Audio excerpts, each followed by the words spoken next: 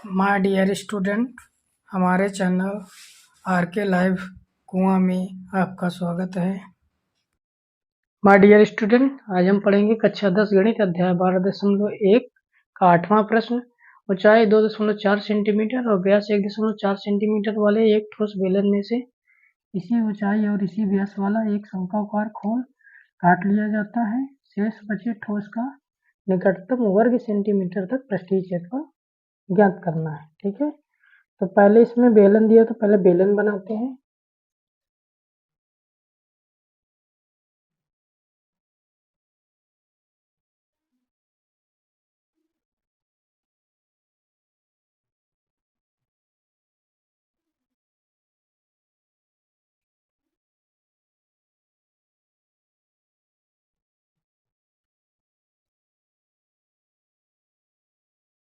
हम बेलन बना लेंगे जिसकी ऊंचाई दी है 2.4 सेंटीमीटर।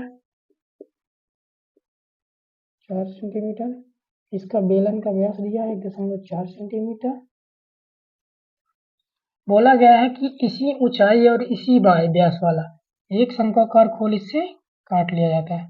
शंक्वाकार इससे खोल काट लेंगे, मतलब ये वाला भाग निकल जाएगा। आपका चित्र किस प्रकार का बचेगा? ऐसे।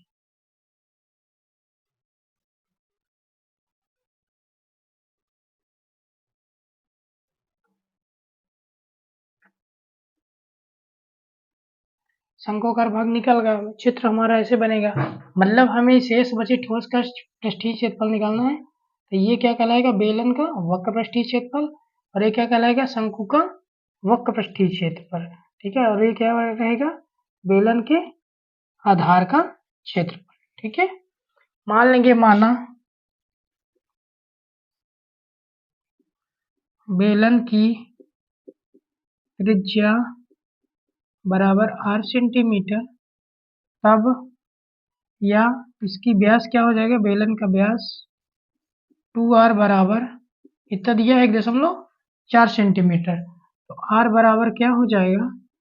1.4/2 सेंटीमीटर। तो भाग देंगे, देखो 2 से 1 का भाग नहीं जा रहा, तो 0.2 0.7 सेंटीमीटर है।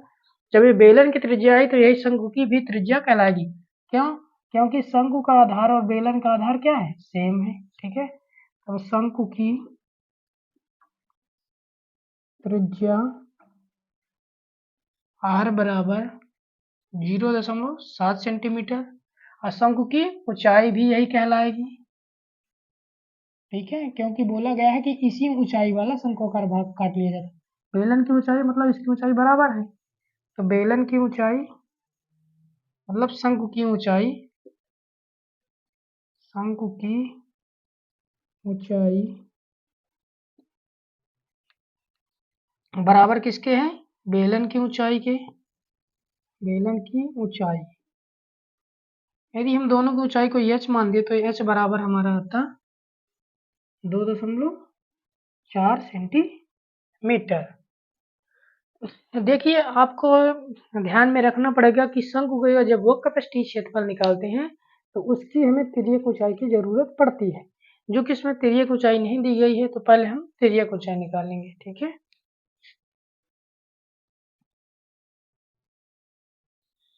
यहाँ लिख लेना, चूंकि शंकु की तिर्यक ऊंचाई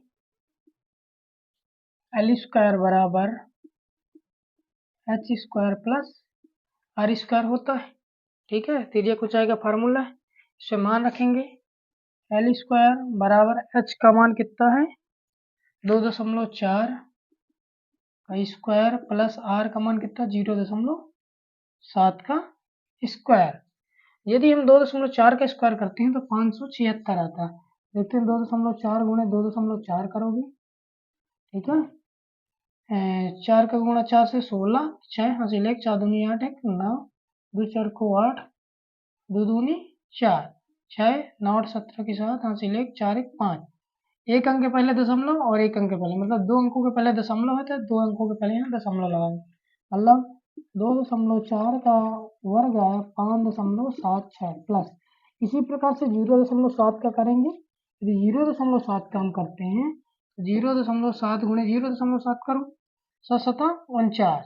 एक 2 अंक के पहले दशमलव तो यहाँ दशमलव लगा देंगे, एक 0 बढ़ा देंगे, इसमें कोई परेशानी नहीं, अपने से 0 लिख सकते हो।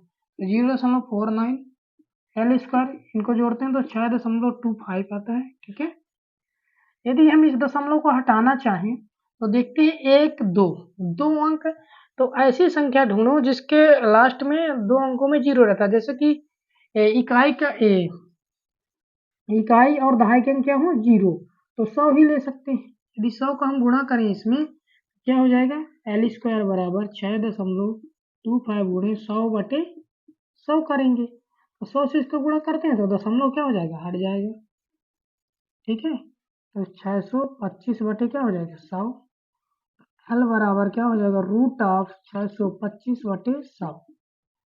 हम 625 को लिख सकते हैं, एल बराबर √5 गुणे 5 गुणे 5 गुणे 5 बटे 100 को लिख सकते हैं 10 गुणे 10।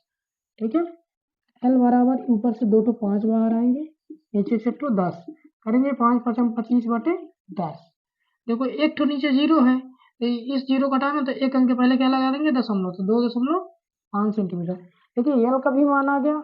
अब हमें पूरे शेष बचे ठोस का पृष्ठीय क्षेत्रफल हमें निकालना है, तो शेष बचे ठोस का पृष्ठीय क्षेत्रफल, शेष बचे ठोस का पृष्ठीय क्षेत्रफल। ठीक है, शेष बचे पृष्ठीय का क्षेत्रफल मतलब कि शंकु का वक्र पृष्ठीय क्षेत्रफल, शंकु का वक्र पृष्ठीय क्षेत्रफल प्लस क्या हो जाएगा, बेलन का वक्र पृष्ठीय क्षेत्रफल, बेलन का वक्र पृष्ठीय क्षेत्रफल प्लस यहाँ क्या बचा है बेलन का, बेलन के आधार का क्षेत्रफल, बेलन के आधार का क्षेत्रफल। याद रखना बेलन का आधार क्या होता है, सर्कल के आकार का होता है। कोई भी यदि बेलनाकार आकृति देखना, उसमें देखना उसका जो निचला सिरा या ऊपरी सिरा होता है वो वृत्त के आकार का होता है। तो इसमें बस मान रखें शंकु का वक्र पृष्ठीय होता है πr_l प्लस बेलन का वक्र पृष्ठीय होता है 2πr_h प्लस बेलन के आधार का क्षेत्रफल πr²। ठीक है, सभी में πr है तो πr को हम क्या कर देंगे, कॉमन ले लेंगे, πr कॉमन ले, इधर से l बचा 2, इधर से क्या बचेगा 2h प्लस इधर से क्या बचेगा r। सभी के मान रखते हैं, पाई का मान 22/7, r का मान 0.7 है, r का मान 0.7, l का मान कितना आया है 2.5 प्लस 2, h का मान कितना है 2.4 प्लस r का मान है 0.7, बस रख देंगे 22/7 गुणे 0.7, ये 0.7 को हम यहाँ से काट सकते थे, 7 शून्य 0, 7 1 7, क्या यदि हम 7 को इसको काट देते तो क्या बचता 22 गुणे 0.1, फिर 2.5 है प्लस 2 को गुणा करेंगे 2 4 को 8, 2 दूनी 4 प्लस ये 0.7। ठीक है, यदि इनका हम गुणा 22 का गुणा 0.1 से करते हैं तो आता है 2.1, गुणा करके यहाँ दिखाई दे रहे हैं 0.1 गुणे 22। ठीक है, तो देखो 22 1 22 होता है, यहाँ एक अंक के पहले दशमलव तो यहाँ दशमलव लगा देते हैं, तो 2.2 हो जाएगा।